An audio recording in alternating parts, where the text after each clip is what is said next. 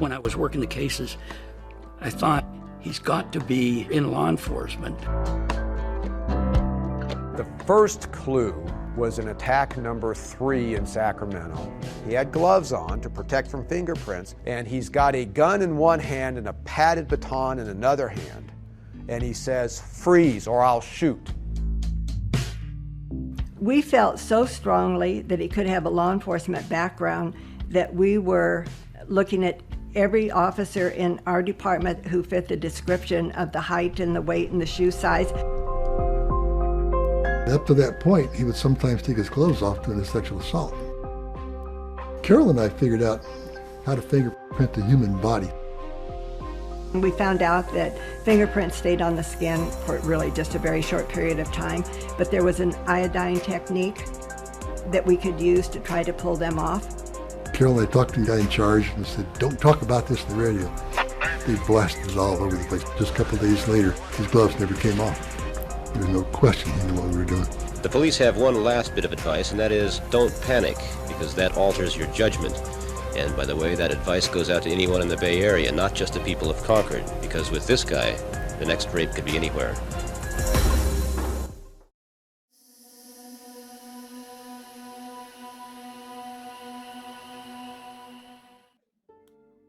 Joseph James DeAngelo Jr. was born on November 8, 1945 in Bath, New York, to Kathleen Lewis DeGroat and Joseph James DeAngelo, who was a sergeant in the United States Army. He has 2 sisters and a younger brother.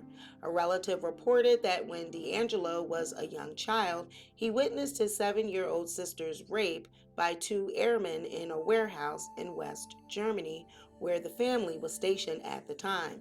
There have also been claims by DeAngelo's sister that he was abused by their father while he was growing up. Between 1959 and 1960, DeAngelo attended Mills Junior High School in Rancho Cordova, California. Beginning in 1961, he attended Folsom High School, from which he received a GED certificate. He played on the school's junior varsity baseball team. It has been reported that during his teenage years, DeAngelo committed burglaries and tortured and killed animals. In September 1964, DeAngelo joined the United States Navy and served for 22 months during the Vietnam War. In August 1968, DeAngelo attended Sierra College in Rocklin, California. He graduated with an associate's degree in police science with honors. He attended Sacramento State University in 1971, where he earned a bachelor's degree in criminal justice. DeAngelo later took postgraduate courses and further police training at the College of the Sequoias in Visalia, California. He then completed a 32-week police internship at the police department in Roseville. In May 1970, while still a law enforcement student, DeAngelo became engaged to nursing student Bonnie Jean Cowell, a classmate at Sierra College, but she broke it off in 1971 after DeAngelo became manipulative and abusive towards her. After the breakup, he threatened her with a gun in order to force her to marry him. In November 1973, he married Sharon Marie Huddle. From May 1973 to August of 1976, DeAngelo was a burglary unit police officer in Exeter, California, having relocated from the Citrus Heights neighborhood. He then served in Auburn from August 1976 to July of 1979, but was arrested for shoplifting a hammer and dog repellent. He was sentenced to 6 months of probation and then fired that October from the police department. During the process of being fired, DeAngelo threatened to kill the chief of police and allegedly stalked the chief's house. In 1980, him and wife Sharon purchased a house in Citrus Heights, California. Sharon became a divorce attorney in 1982, and they had 3 daughters. 2 were born in Sacramento, and 1 was born in Los Angeles before the couple separated in 1991. It was not until July 2018, several months after DeAngelo's arrest and admission as the Golden State Killer, that Sharon actually filed for a divorce, which was finalized in 2019. DeAngelo's employment history during the 80s is unknown, but from 1989 until his retirement in 2017, he worked as a truck mechanic at Save Mart Supermarkets Distribution Center in Roseville, California. DeAngelo's crimes began with a series of burglaries. From 1973 to 1976, the Visalia ransacker was on the loose. Now, at that time, the identity of the ransacker was unknown. It was only after DeAngelo was found to be the Golden State Killer that the ransackings were also tied to him. The Visalia ransacker's crime spree lasted from 1973 to 1976. The first recorded ransacking occurred on March 19, 1974, where a sum of $50 in coins was stolen from a piggy bank during a home ransacking. Most of the ransacker's activities involved breaking into houses, rifling through or vandalizing the owner's possessions, scattering women's underclothes throughout the home, and stealing a range of low-valued items while often ignoring higher-valued items that were in plain sight. The ransacker would also often arrange or display items in the house. Back in the 70s, blue chip stamps were very popular. And the ransacker, he would steal these types of stamps as well as foreign or historic coins. He would steal single earrings, cufflinks, rings, medallions, and other personal effects from the owners of these homes. Weapons and various types of ammunition were also taken. Multiple same-day ransackings were common as well. One of these multiple same-day ransackings occurred on November 30th of 1974. The ransacker burglarized 12 homes all in that same day. It is suspected that DeAngelo committed over 120 burglaries from 1973 to 1976. As DeAngelo's crime spree continued, he decided to up the ante. On September 11, 1975, DeAngelo broke into the home of Claude Snelling at 532 Whitney Lane. Snelling was a journalism professor at the College of the Sequoias. This particular crime was interesting to say the least because Mr. Snelling had previously chased a prowler discovered under his daughter's window. This occurred around 10 p.m. on February 5th. Now, 7 months later, he was awakened around 2 a.m. on the morning of September 11th by strange noises. Upon leaving his bedroom, Snelling ran through the open back door and confronted a ski mask intruder in his carport. The man was attempting to kidnap his daughter, who had been subdued with threats of being stabbed or shot. Snelling was then shot twice by the intruder and staggered back into the house to his wife. He later died as a result of his injuries. After the shooting, the assailant fled the scene, leaving behind a stolen bike. After her father's murder, Beth Snelling, age 16, underwent hypnosis in order to gather further details. The Visalia police also committed more resources to apprehending the ransacker, and a $4,000 reward was posted.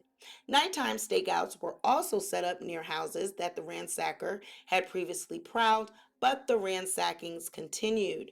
Around 8:30 p.m. on December 12, 1975, a masked man entered the backyard of a house at 1505 West Kauai Avenue. When Detective William McGowan, who was actually on a stakeout inside the garage, attempted to detain the man, the suspect shrieked, removed his mask, and offered surrender. After McGowan fired a warning shot, the suspect jumped the fence to the house using a revolver with his left hand. The suspect fired once near McGowan's face, shattering his flashlight. Nearby officers that were on stakeouts rushed to aid McGowan, but the shooter was able to escape. Items collected as evidence included the flashlight, tennis shoe tracks, dropped loot, blue chip stamps, and a blue sock full of coins. DeAngelo's crimes would further escalate, and from 1976 to 1979, he began raping women. Now keep in mind that during this time, DeAngelo was not a suspect. He was not on anyone's radar. It has only been since being found as the Golden State Killer that these connections have been made.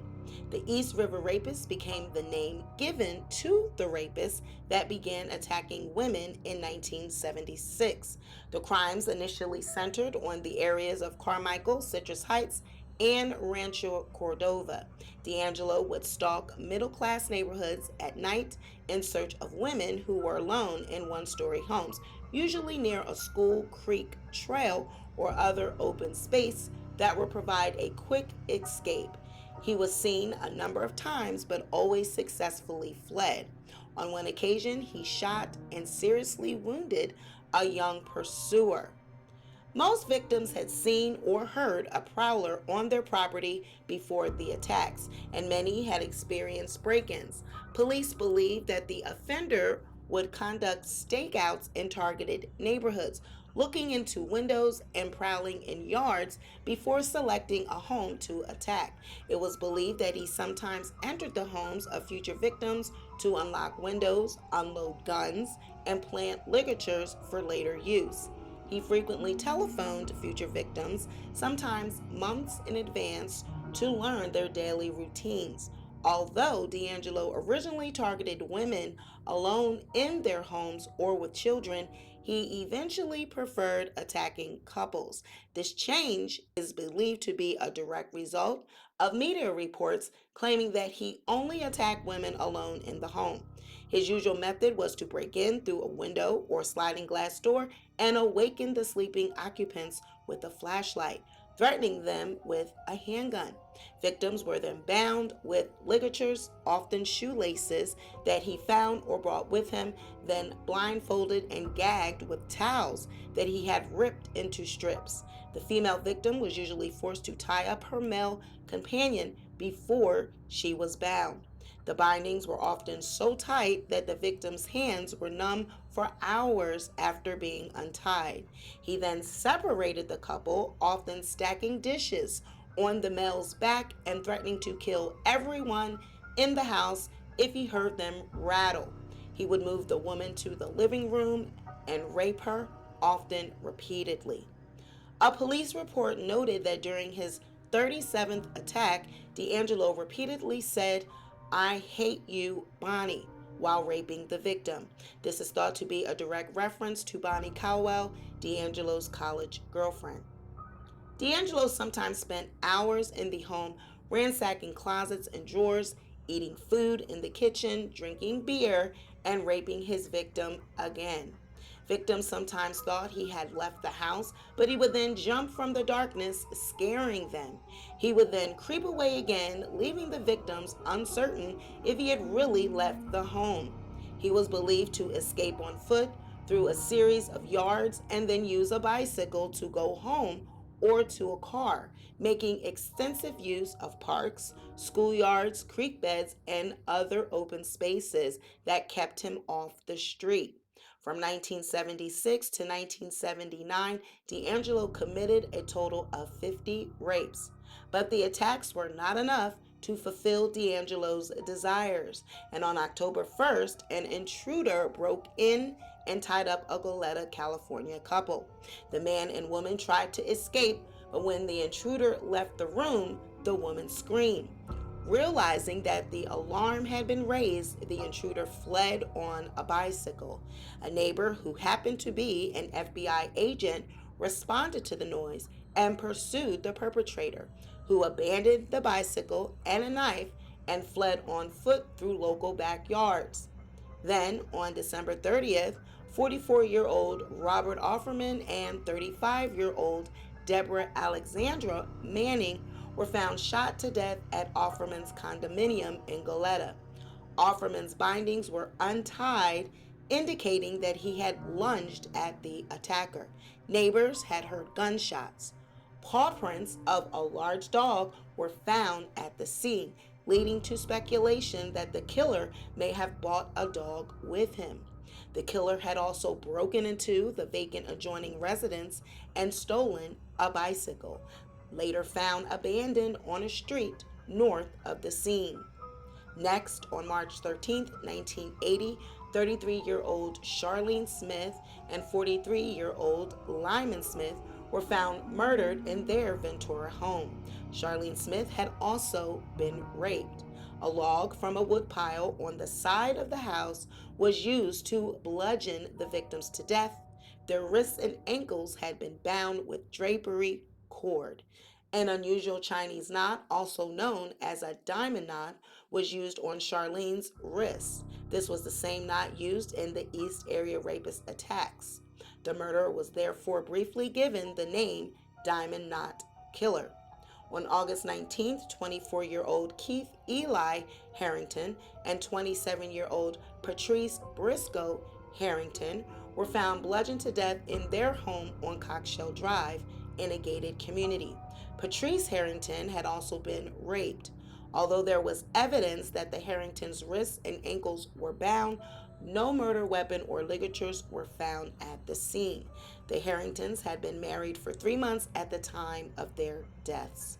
Patrice was a nurse in Irvine, and Keith was a medical student at UC Irvine. On February 6, 1981, 28-year-old Manuela Whithun was raped and murdered in her Irvine home.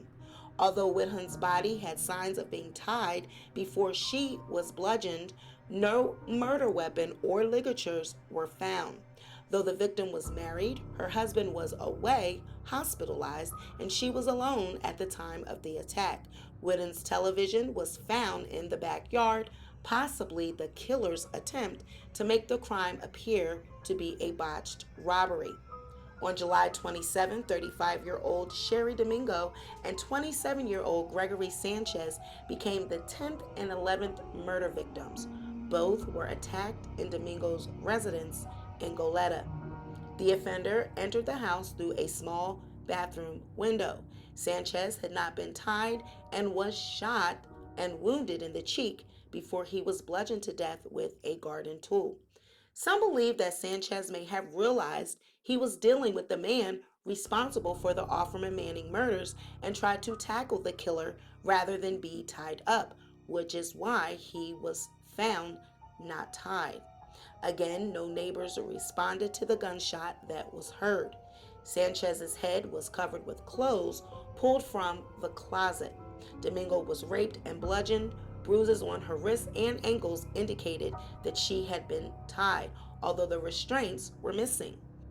A piece of shipping twine was found near the bed, and fibers from an unknown source were scattered over her body. Authorities believed that the attacker may have worked as a painter or in a similar job at the Cal Real Shopping Center. Janelle Cruz was staying at her mother's home in the Northwood area of Irvine in Orange County, California. On May 4, 1986, her parents were away on vacation, and Cruz decided to invite a friend over in the evening. Her friend later said they had heard noises and a disturbance outside and in the garage, but they dismissed the sounds.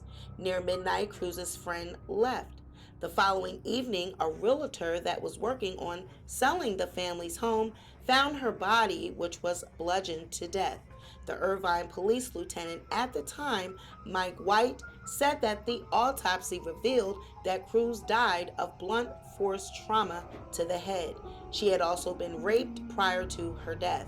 There were tennis shoe prints in the yard police discovered. Although a murder weapon was never recovered, a pipe wrench that the family kept in the backyard was reported missing by Janelle's father, and this is later thought to be the murder weapon. Initially, investigators in respective jurisdictions did not think the Southern California murders were connected. A Sacramento detective strongly believed that the East Area rapist was responsible for the Goleta attacks, but the Santa Barbara County Sheriff's Office attributed them to a local career criminal who was later murdered. Unaware of the Goleta murders, local police in surrounding jurisdictions followed false leads related to men who were close to the female victims. One person, later cleared, was charged with 2 of the murders. Many years later, the cases were linked almost entirely by DNA testing. Before officially connecting the original Night Stalker to the East Area Rapist in 2001, some law enforcement officials, particularly from the Sacramento County Sheriff's Department, sought to leak the Goleta cases as well. The links were primarily due to similarities.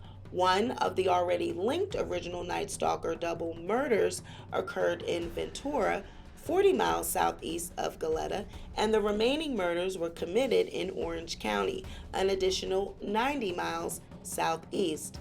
In 2001, several rapes in Contra Costa County, believed to have been committed by the East Area Rapist, were linked by DNA to the Smith, Harrington, Whithun, and Cruz murders. A decade later, DNA evidence indicated that the Domingo Sanchez murders were also committed by the East Area Rapist, also identified as the Golden State Killer.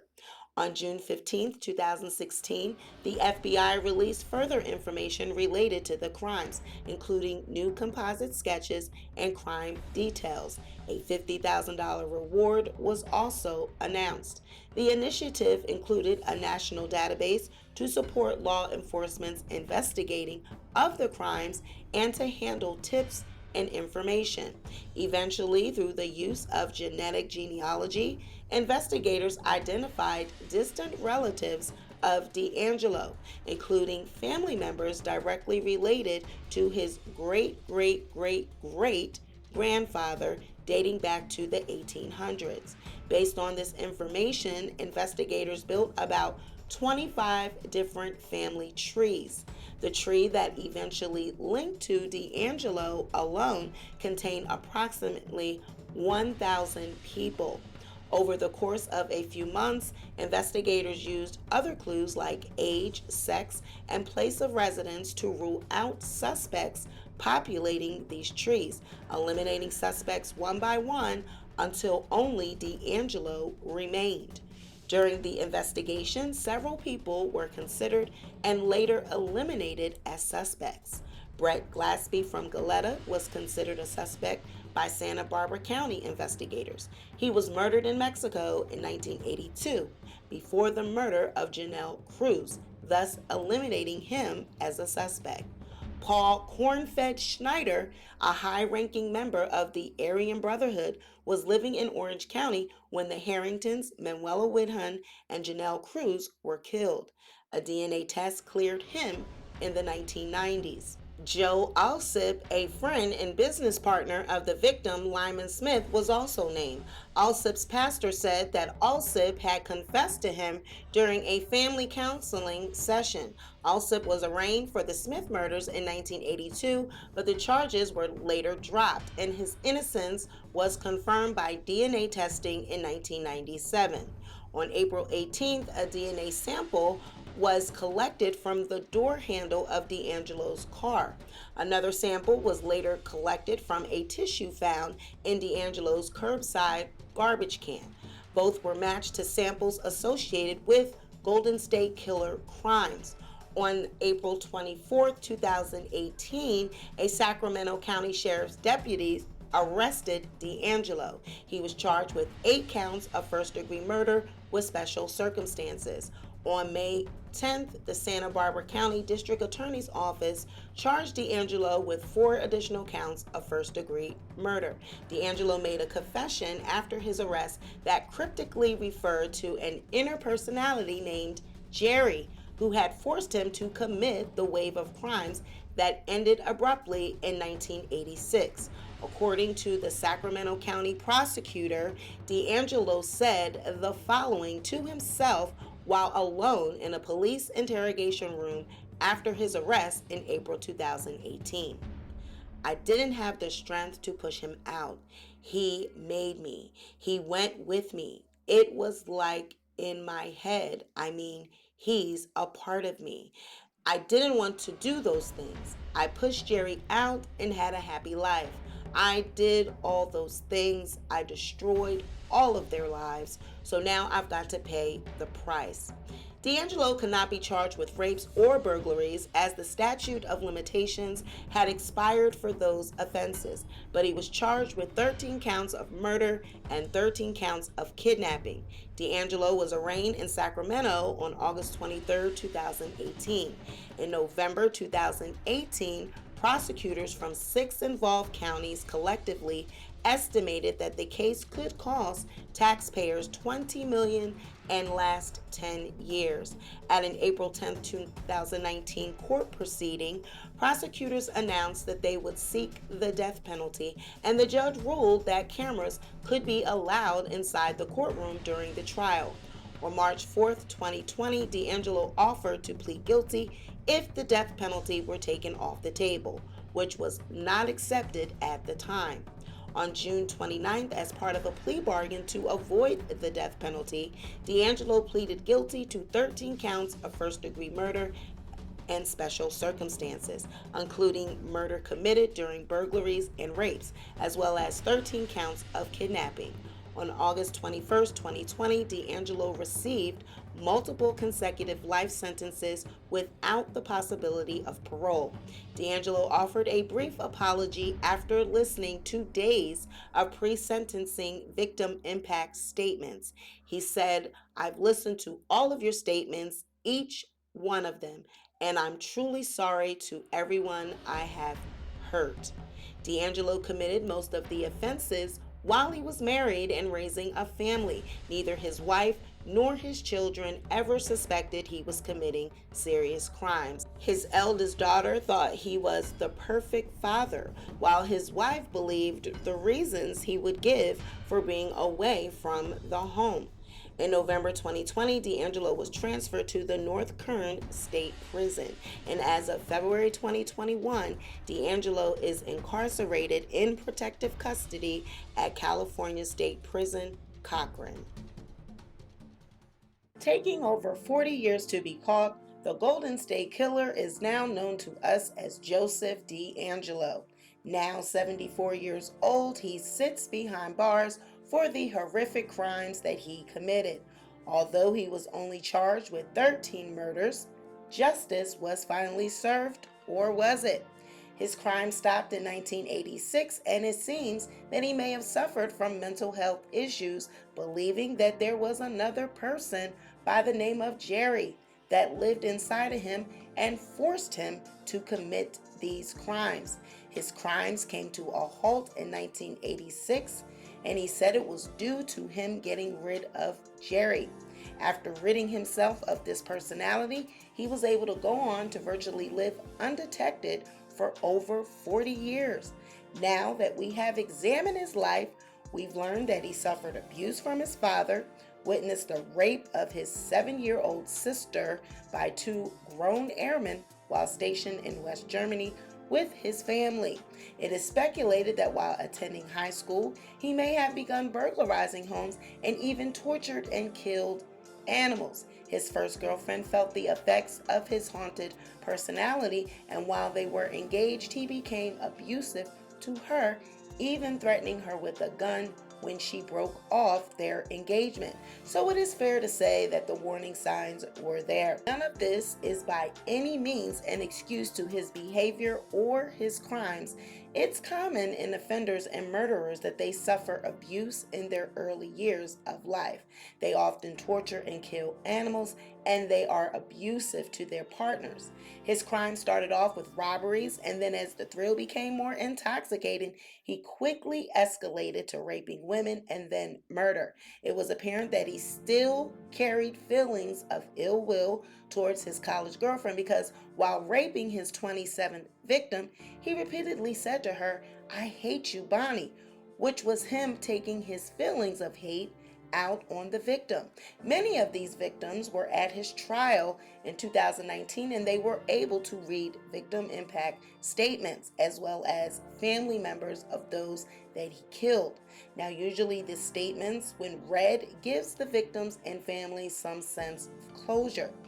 With the multiple life sentences that DeAngelo received, I think it's safe to say that he will die in prison. I mean, at 74 years old, he pretty much has lived his life.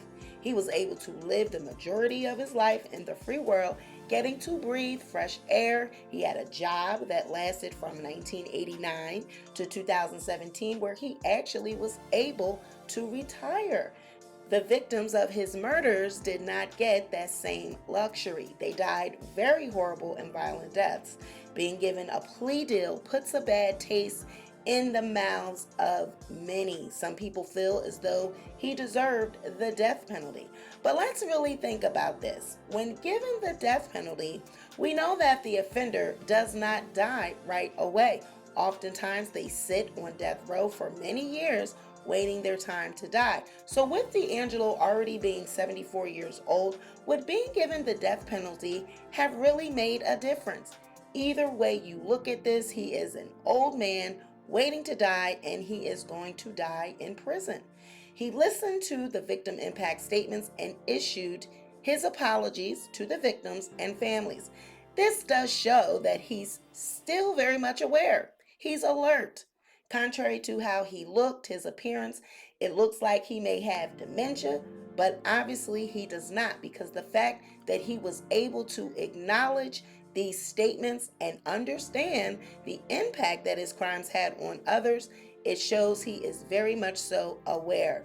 But still, does he even really care at this point that he's in jail? He lived his life. He was able to live as a free man for over 40 years, knowing all the while that he was responsible for so much misery and suffering. And now to pay for this at the age of 74, has justice really been served? As always, I'm looking forward to hearing from you guys. I'm interested to know exactly how you feel about this case. Please be sure to leave your comment below, as well as let me know what you think about this video. Be sure to like, share, and subscribe, and I will catch you on the next video.